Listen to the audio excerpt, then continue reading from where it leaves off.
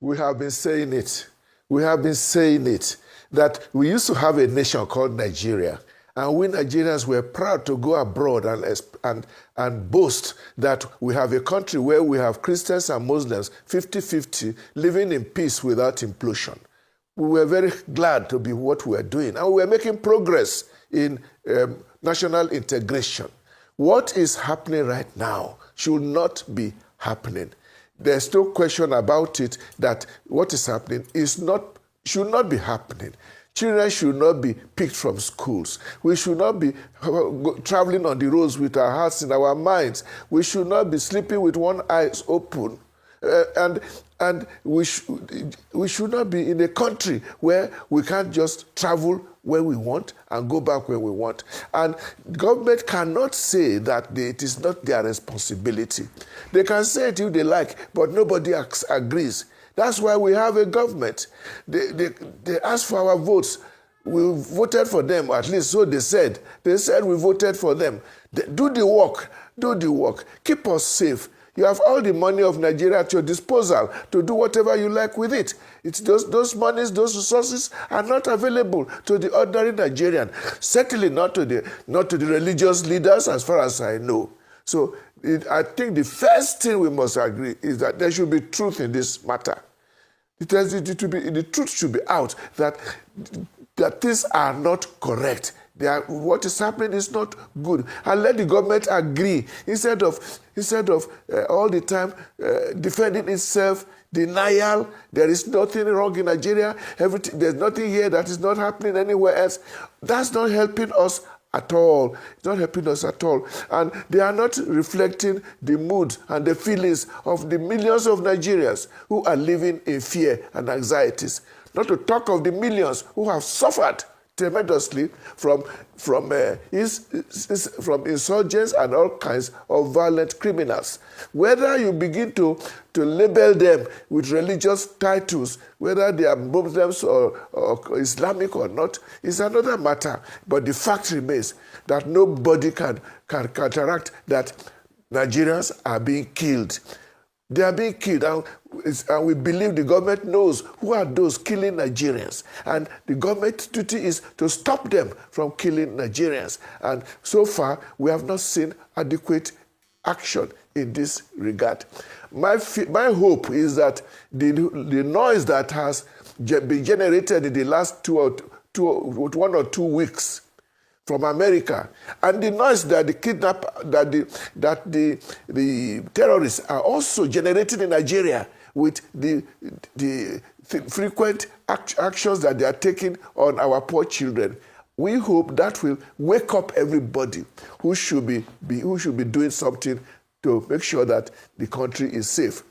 Obviously, there's nothing wrong for Nigeria to seek partnership with other countries to deal with a problem that is beyond their control. But before that can happen, the government will have to agree that it is beyond their control.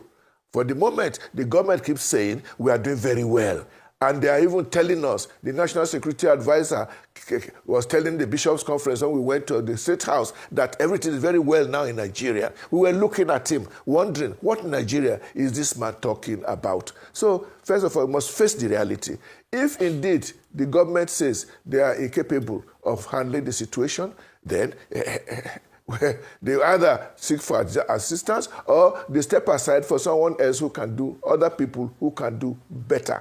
But the problem I have is this. I am not so sure that our Nigerian government with our armed forces are incapable of dealing with this matter. I am not so sure.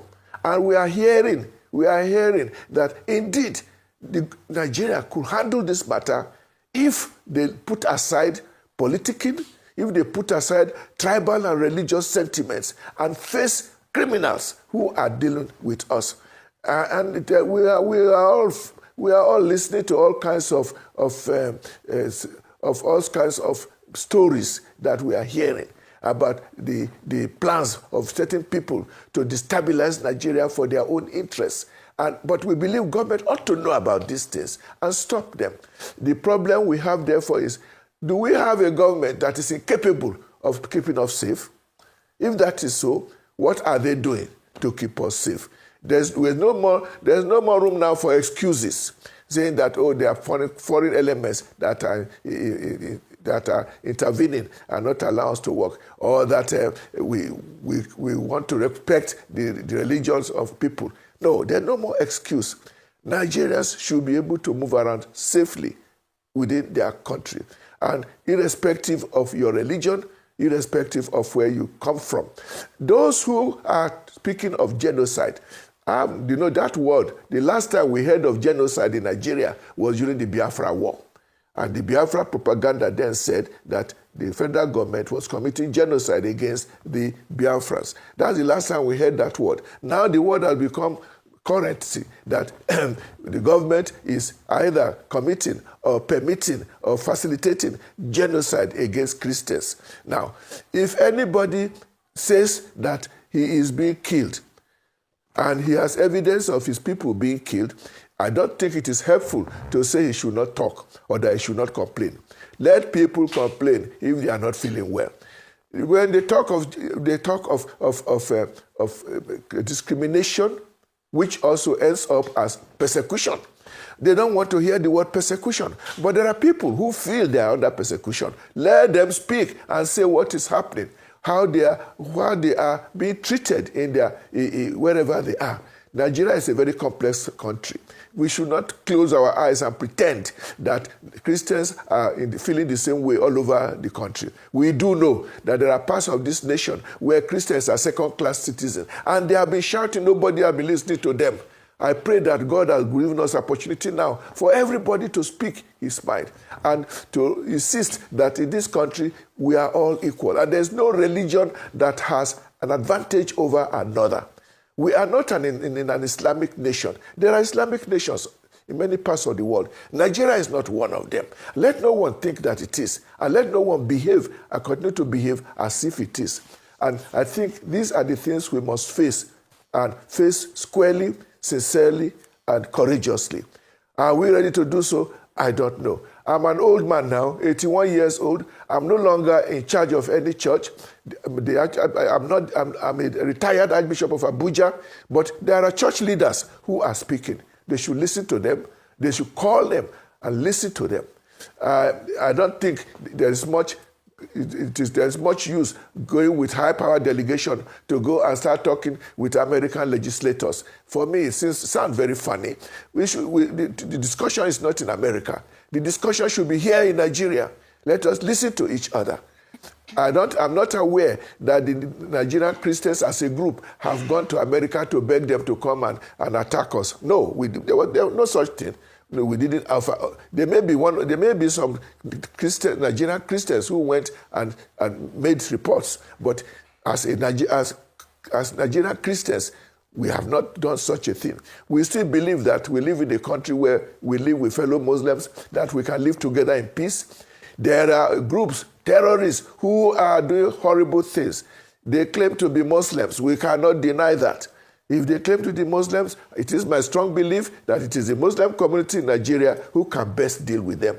I can't talk with them. I don't know their language. So for as long as they claim to be Muslims, we must agree that it is so, even though we could say they are not representing our Muslim community. And we are told, too, that what they are doing is against the Islamic State. These are just theological discussion. The reality is there on the ground.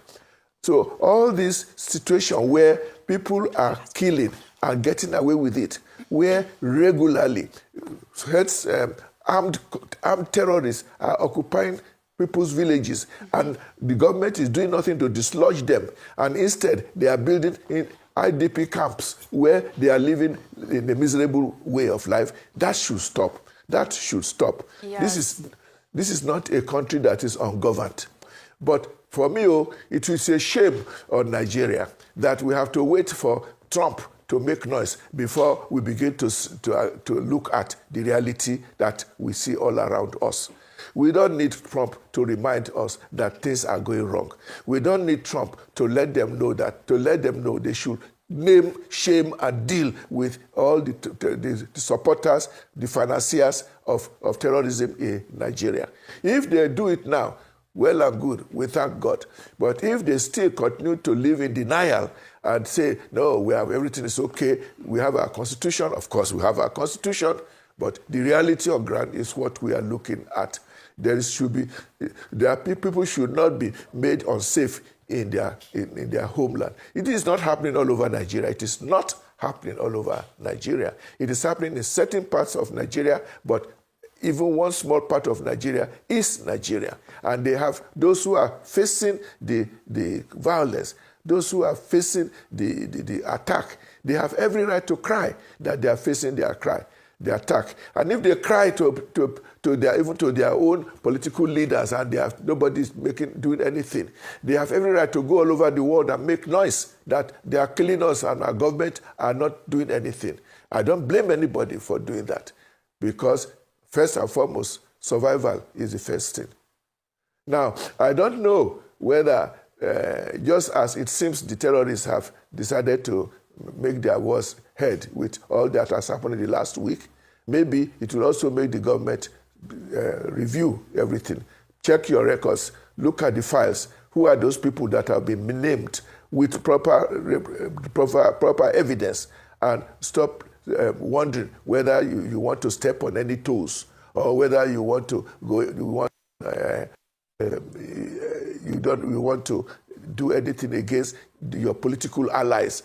And people are talking. Everybody's talking about 2027, which for me seems really is a bit sad, because between now and 2027, we have almost a year and a half. A lot can happen. A lot can spoil within these 1.5 years.